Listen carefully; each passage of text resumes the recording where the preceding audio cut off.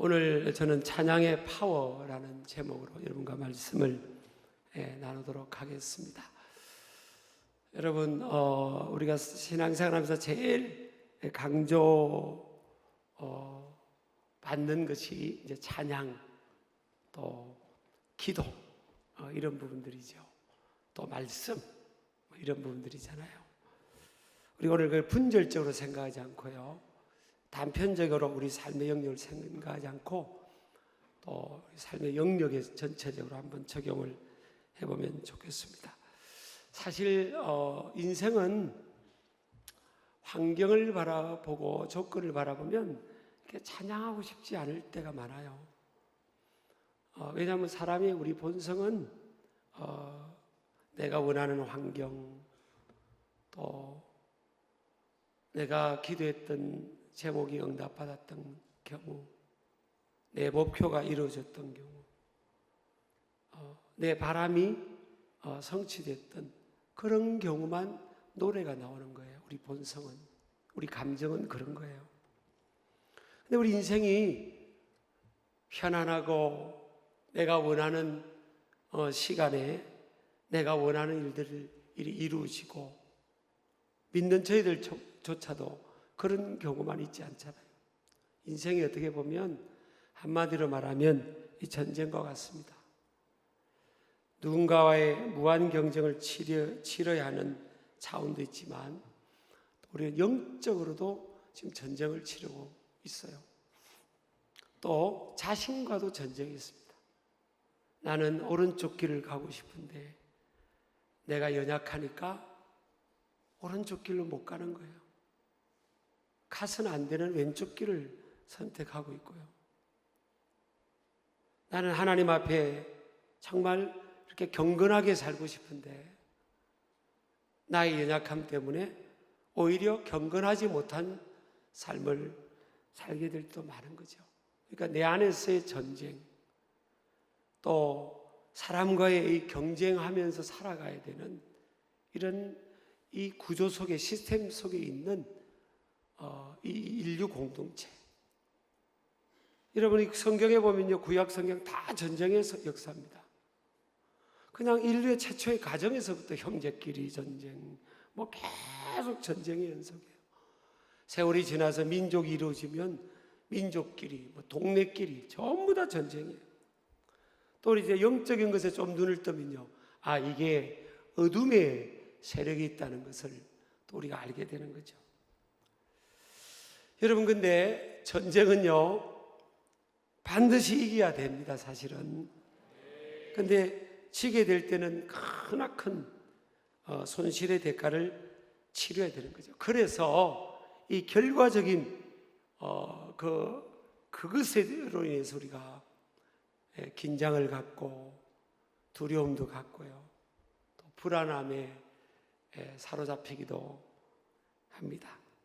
근데 오늘 성경에 한마디로 말하면 우리에게 말합니다. 전쟁은 여호와께, 하나님께 속한 것이라는 거예요. 사무엘상 17장 47절에 보면 전쟁은 하나님께 속한 것이다, 여호와께 속한 것이다.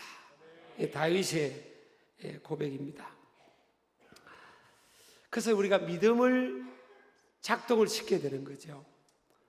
성패의 이김과 지는 것이, 성경은 뭘 말하는가 하면 하나님의 손에 달려있다는 거예요.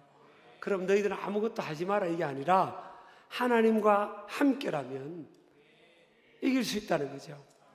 저는 우리 아까 권장로님이 쓰신 글에도 보면 첫 번째가 하나님이 함께 하셨다, 그런 내용이 있더라고요. 저는 맞습니다. 매일 그걸 의지하고, 하나님의 함께 하심을 의지하고, 또 하나님의 함께 하심을 경험을 했습니다. 전쟁에서 패배는 많은 것을 빼앗기게 됩니다.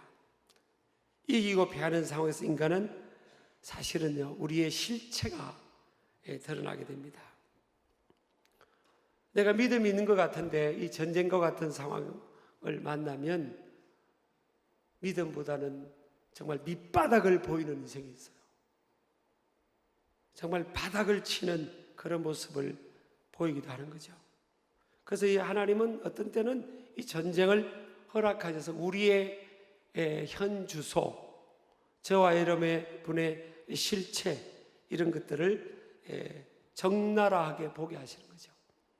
그래서 우리가 얼마나 연약한 존재인지, 얼마나 우리는 자기 중심적인지, 얼마나 우리는 믿음이 부족한지, 얼마나 우리는 하나님 앞에 죄인인지를 보게 되는 겁니다.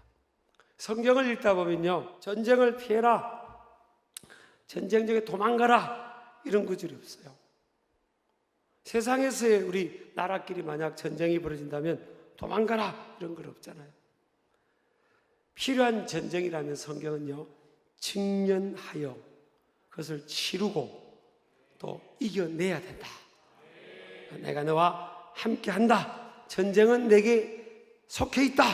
하나님 백성들에게 그렇게 강조하는 거죠. 가나안 땅에 들어가서 30년 정도 전쟁을 치렀던 여호수아와 그 이스라엘 백성들을 향해서 전쟁을 앞둔 그들에게 하나님께서 딱 주신 게 있어요. 그것은 약속입니다. 약속.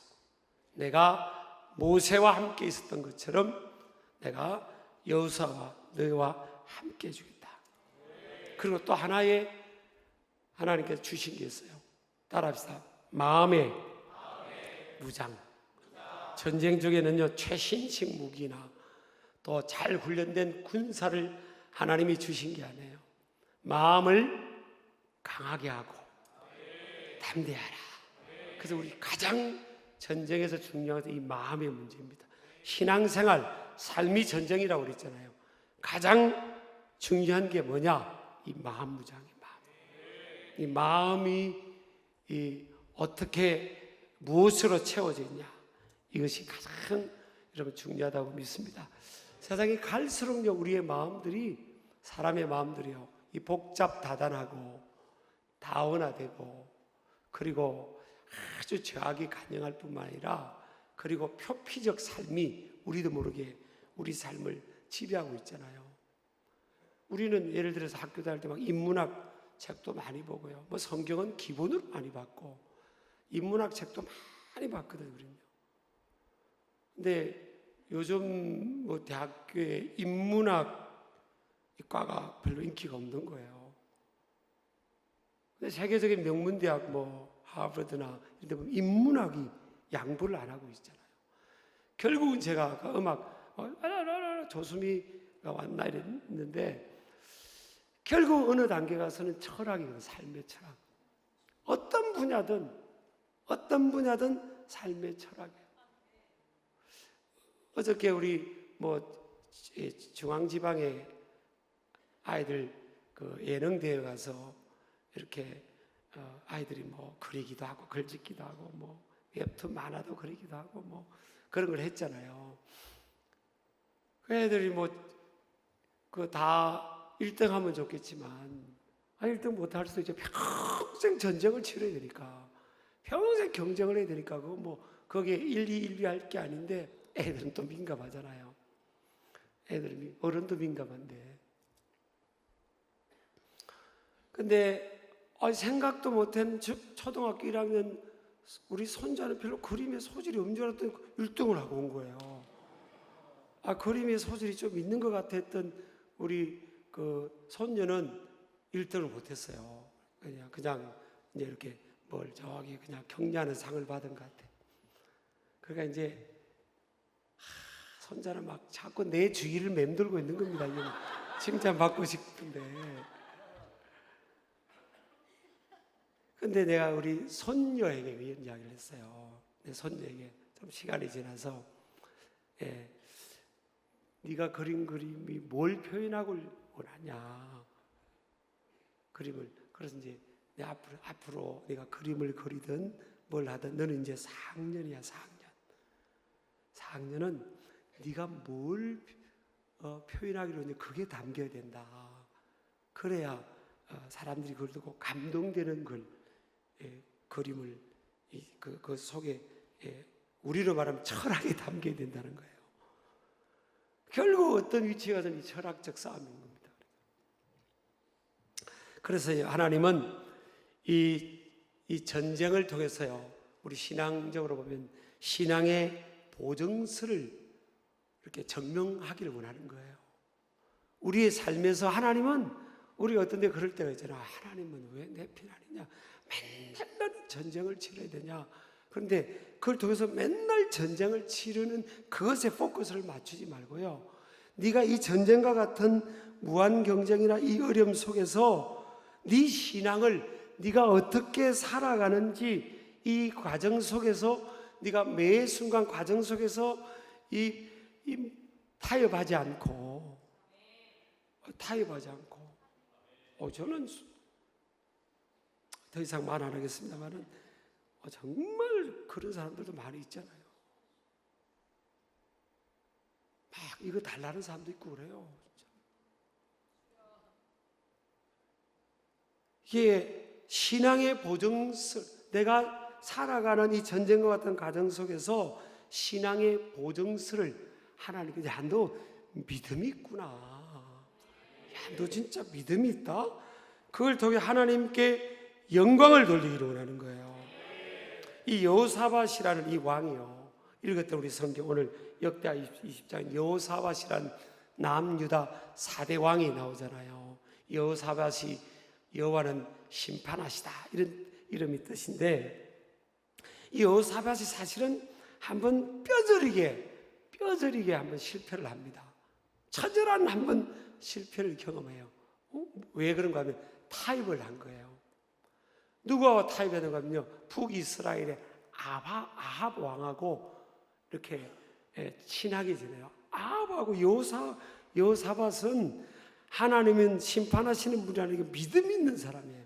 믿음 있는 이 사람이 정말 우상 숭배하는 그 아합 왕하고 이렇게 정치적으로 동맹관계를 맺고 이렇게 정략적 관계를 맺어요.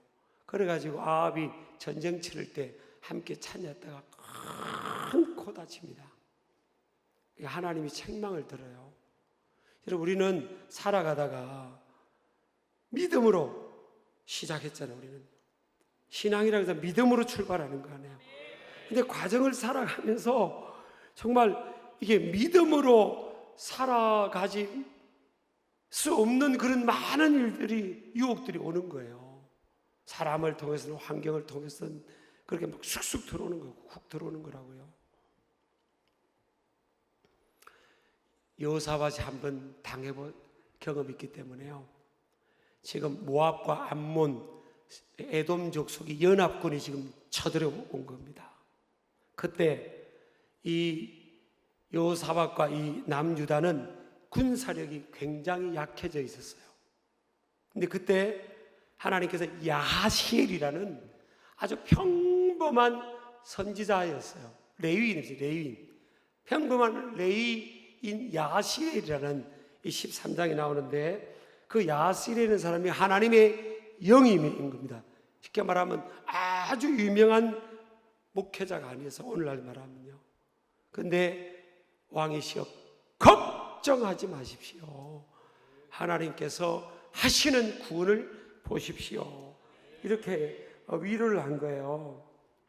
자, 15절에 봅니다. 15절요. 15절. 야시엘이 이르되 온 유다와 예루살렘 주민과 여호사밧 왕이여 들을지어다. 여호와께서 이같이 너희에게 말씀하시기를 너희는 이 큰 무리로 말미암아 두려워하거나 놀라지 말라. 이 전쟁은 너희에게 속한 것이 아니요 하나님께 속한 것입니다. 이 전쟁은 뭐예요? 이 큰 무리, 연합군이 쳐들어오는 것을 위해서 두려워하지 마십시오. 놀라지 마십시오. 이 전쟁은 너희에게 속한 것이 아니라 하나님께 속한 것이다. 우리 아멘 하시기 바랍니다. 전쟁은 누구에게 속했다고요? 하나님께 속했습니다. 우리가 나를 돕는 사람이 막 많으면, 야, 내가 사람이 많고 세력이 많으니까 내가 이길 수 있을 거다, 그렇게 우리가 생각할 수 있잖아요. 내가 불리하다는 건 내가 나 돕는 사람이 적고 내 위치가 불리해서 그렇다 할 수 있잖아요. 오늘 성경은 그렇게 말씀하지 않아요. 전쟁은 하나님께 속해 있다. 이 큰 무리로 인하여 놀라거나 두려워하지 마십시오. 지금 야하시엘이라는 그냥 평범한 레위 지파의 사역자가 한 말을 듣고 이 여호사밧은 그 말을 그대로 받아들입니다. 그리고 20절에 보면요,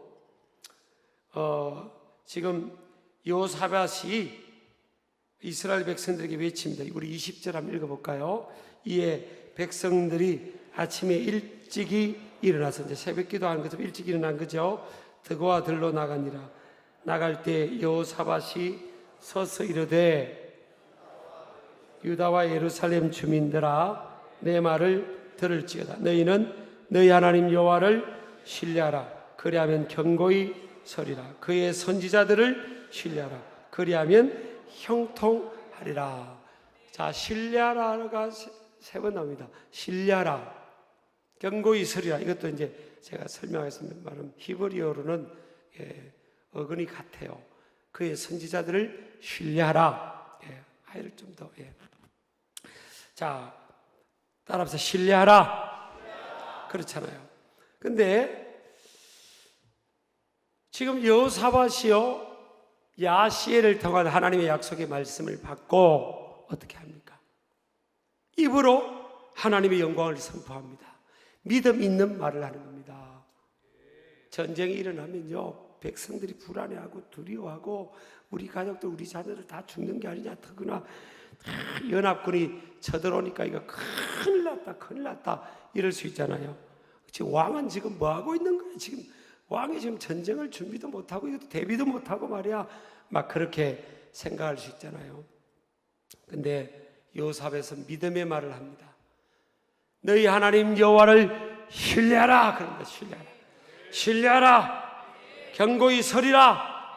선지자들을 신뢰하라. 하나님 말씀을 전하는 선지자들을 신뢰하라는 거예요. 자, 여기서요, 신뢰하라, 견고히 서리라, 또 신뢰하라, 히브리어로 하미누, 또 히브리어 테아메누, 또 하미누, 이렇게 세 번 반복이 됩니다. 모두 아만이라는 동사에서 파생한 동사입니다. 아만.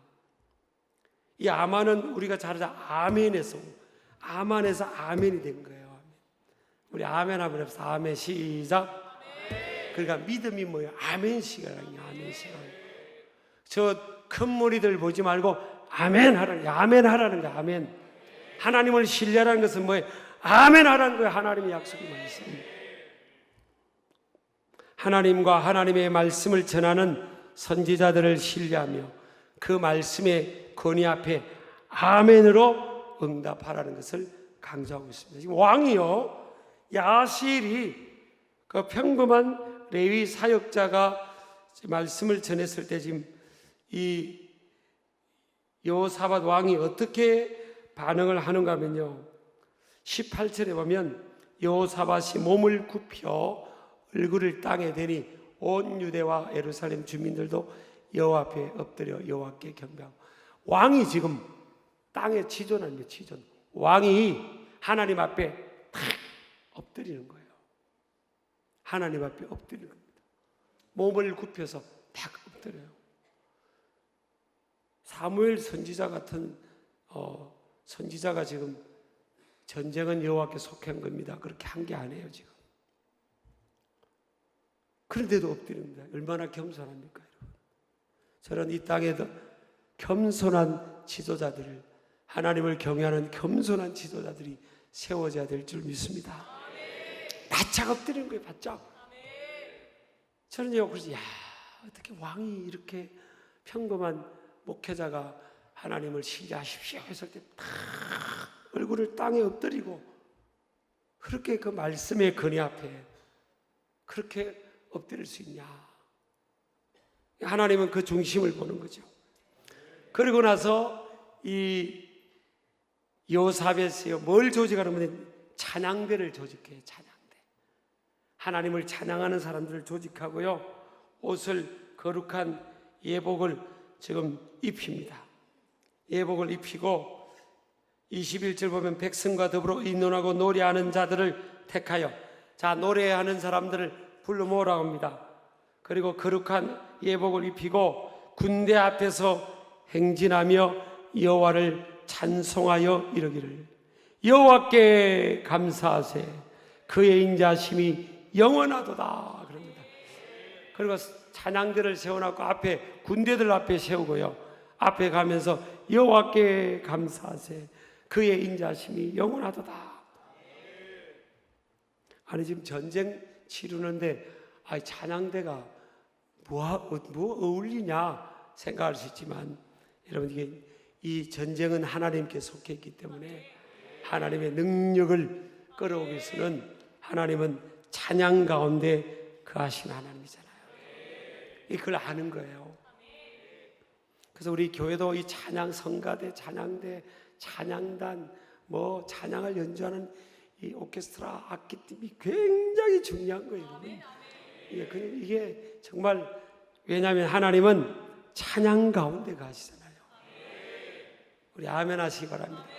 이사야 43장 21절도 보면 하나님이 우리를 창조하신 목적이 찬양을 하게 하도록 우리를 만드셨고, 자, 그래서 찬양들을 조직하고 하나님께 감사하자, 하나님의 인자심은 영원하다 하고 막 선포하면서 나가니까 하나님께서요 역사하시는데, 복병을 22절 보면 그 노래와 찬송이 시작될 때 여호와께서 복병을 두었다 그랬어요.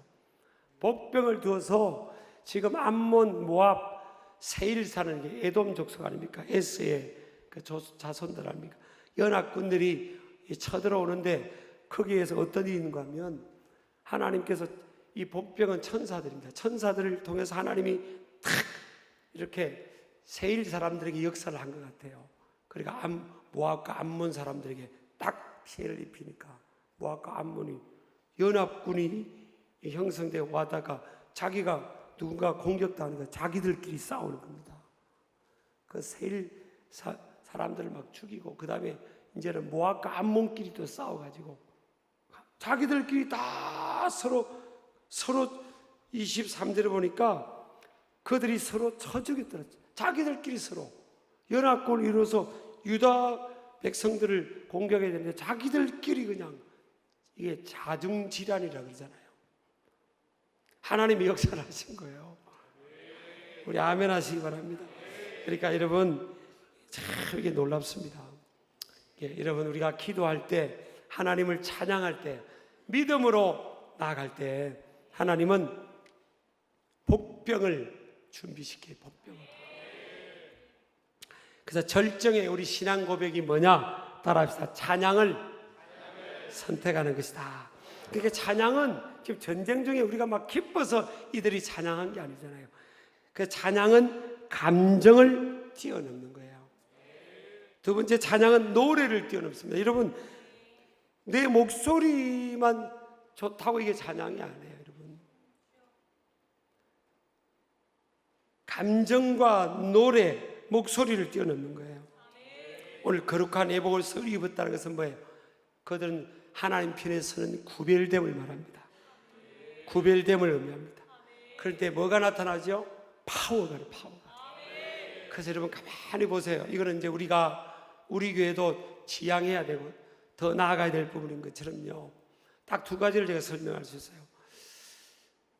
찬양이 살아있는 교회는요 부흥이 돼요. 제가 많은 세계적인 교회를 다 다녀보면 공통점입니다. 찬양이 살아있는 교회는 부흥이 돼요. 근데 예배는 이미 찬양하면서 시작되는 거예요. 설교 듣는 것부터 예배가 아니에요. 찬양과 기도는 올리는 예배잖아요. 헌금도 올리는 예배 아니에요. 말씀, 기도, 응답, 이런 하나님의 역사는 또 내려오는 예배 응답 아닙니까? 쫙 올려야 되는 거예요.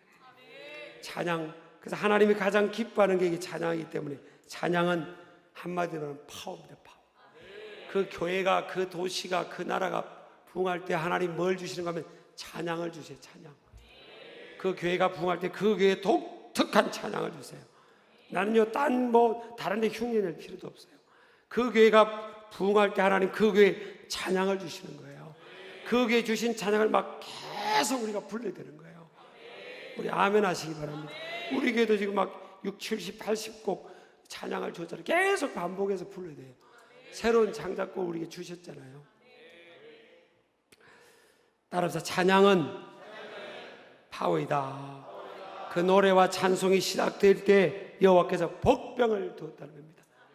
어저께 우리 찬양할 때 악기 만드는데 우리 손자가 그러더라고요. 우리 집에서 전혀 집에서 뭐 우리는 세상 노래를 안 듣잖아요. 근데 손자가 초등학교 1학년짜리가 와서 할아버지 나는 이제 찬양만 해야 되겠어 그런 거야. 내가 푸시도 안 했는데 막 그래 나 찬양하겠다고 그러더니 찬양하겠다더니 저하고 같이 이제 이렇게 있는데 조금 더 아파트 그러더니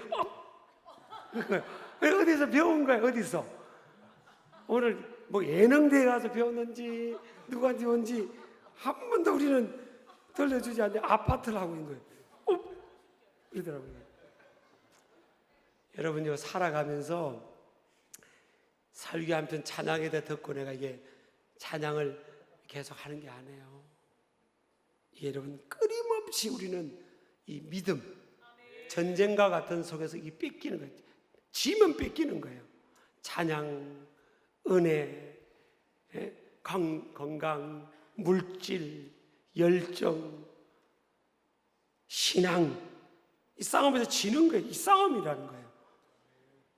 찬양을 뺏기면 안 되는 거예요. 저도 이 경험이 있어요. 사실은 저도 제가 그 전에 그 서울의 모교에서 부교육자 생활할 때 우리 아내가 결혼하고 이제 아이를 낳아서 저기 지방에 그 이제 산후조리 하러 요즘은 산후조리원도 있겠지만 예전에는 다 친정에 가 있었잖아요. 그 이제 주일 밤 되면 그 처갓집에 이제 가서 첫 차 타고 이제 월요일 새벽 출근을 하는 거예요. 그 시외버스 타고 오는데 첫 차인데 뭐 시외버스에 사람이 없어요. 어떤 데는 나 혼자 있기도 하고 미안하기도 하고 어떤 데는 어떤 아주머니 한 분 저 뒤에 타고 나 타고 그 운전기사 아저씨하고 운전기사분들도 새벽 일찍이니까 이게 뭐 졸음도 되니까 막 이 뽕짝 매들리를요 크게 틀어놓는 거예요. 근데 이해가 되는 거예요. 아직 그거 꺼주세요 할 수가 없어요. 뭐 새벽에 막 그걸 타고 운전하는 거니까 막 계속 뽕짝 매들리 반복해서 그때는 이 서양 고속도로도 없을 때는 이제 고속 지역 국도도로 올라오는데 한 3시간 반 정도 걸린 거예요. 그걸 타고 이제 다 예뻐서 쭉 그때 제가 막 은혜가 충만할 때였으니까 아유 세상 노래 듣게 하시는 거예요. 오동추야 다리 밟고 그 소양강 처녀에 뭐 그냥 찬양 듣고 싶은데 그냥 이렇게 막 안 들려도 막 들려요. 제가 남부터미널에요 내려가 이제 교대역 가는데 이제 제가 가방 들고 빨리 이제 전철 타고 막 이촌동 그 갈아타고 가야 되니까 막 가는데 제가 막 걷다가 막 찬양이 나오는 거예요. 그렇지. 야, 나는 찬양해야지. 그런데 알고 보니 내가 오동추야 다리 밟고 부른 거 있더라고요. 제가 그러고 있어요. 여러분 이게 무풍지대가 없어요. 이 전쟁은요. 항상 깨어 있어야지. 여러분 우리가 기도 놓치고요. 말씀 멀리하면 이게 누가 이 전쟁과 같은 상황에서 이긴다고 할 수 있어요. 그래서 여러분 찬양하면 이깁니다. 교회가 찬양하면요. 찬양이 시작되면 사람들이 막 와 우리 하나님 찬양하자고 막 몰려드는 교회는요 어마어마한 부흥이 날 겁니다. 근데 찬양 소리 들은 데다 아직 찬양 안 해? 아직 목사님 설교할 때 안 됐지? 이러면요 그 사람 벌써 이 치고 들어가는 거예요. 이게 얼마나 중요한지 모릅니다. 여러분 이게 우리 인생은 뭐라고요? 매일매일 뭐라고요? 전쟁입니다. 전쟁. 우리 아멘 하시기 바랍니다. 그래서 찬양은 노래를 뛰어넘는 차원이고요. 성숙한 찬양은 뭐예요? 찬양한 사람의 삶을 바라보는 태도입니다. 바울처럼 어떤 상황에서도 나는 풍부와 궁핍, 배고픔, 배부름에도 일체의 비결을 배웠다면서 감사하면서 찬양하는 겁니다. 하나님은 찬양 가운데 거하신 줄을 믿으시기 바랍니다. 그래서 찬양이 뭐라고요? 신앙의 수준이며, 찬양이 신앙의 수준이며 형통의 비결입니다. 이 여호사밧 왕이 마지막 구무새 너희는 너희 하나님 여호와를 신뢰하라 그리하면 견고히 서리라 그의 선지자들을 신뢰하라 그리하면 뭐라고요? 형통하리라. 우리 올해 표가 형통인데 저도 올해 이제 한번 형통을 경험했잖아요. 저게 이게 뭐 쉬운 건 아니에요. 대통령 선거보다 더 어려운 게 교단 선거라고 그러잖아요. 여러분 형통할 수 있어요, 여러분. 아멘 하시기 바랍니다. 찬양하며 막 나아가는 겁니다. 그럴 때 여러분 올해 이 찬양을 통한 이 하나님의 파워가 우리 교회 위에, 여러분의 심령 위에, 삶 위에, 가정 위에, 삶의 전 영역 위에 나타나게 될 줄 믿습니다. 우리 크게 아멘 합시다. 아멘. 저는 어떤 분에게 전화를 했더니 막 믿는 사람은 찬양이 나오든 아니면 아무것도 안 나오는데 막 가슴 막 세상 가수 노래가 막 나와요. 막 난 그거 막 내가 정지하는 스타일은 아니에요. 정지하고 그러진 않아요, 사실은. 그러지 않아요. 솔직히 그러지 않아요. 그죠? 근데 여러분 이게 이 싸움을 만만하게 보면 안 됩니다. 믿음을 매 순간 믿음을 작은 일에서부터 여러분 믿음의 영역으로 적용하지 않으면요, 찬양하면서 나아가지 않으면 이게 작은 구멍이 큰 구멍으로 뚫릴 수가 있어요. 우리는 매 순간 저와 여러분이요, 우리 서로가 격려하면서 말씀과 기도와 찬양할 때 하나님의 파워가 우리의 삶 속에 더 강력하게 나타나게 될 줄 믿습니다. 찬양할 때 하나님께서 복병을 예비하신 것처럼 우리가 믿음으로 찬양하며 나갈 때요, 하나님께서 우리의 삶의 영역에 복병을 준비하셔서 적들이 자중질환이 일어나게 되는 놀라운 승리가 우리의 삶에도 있게 될 줄 믿습니다. 그래서 여러분, 그래서 아까 3번 신뢰하라, 견고히 서리라, 신뢰하라, 다 아멘, 아멘, 아멘이 있지 않습니까? 그래서 아멘 신앙으로 찬양하며 승리하는 우리 신길 가족들, 또 우리 하나님의 백성들 될 줄을 믿습니다.